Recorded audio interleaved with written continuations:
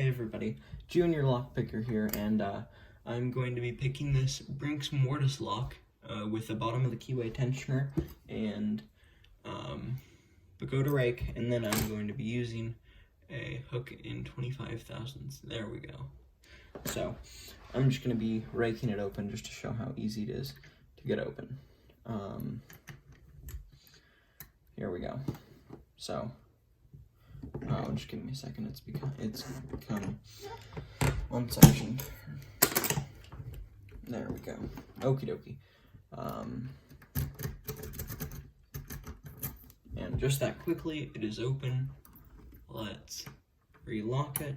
There we go. And then here, I'm going to single pin pick it open.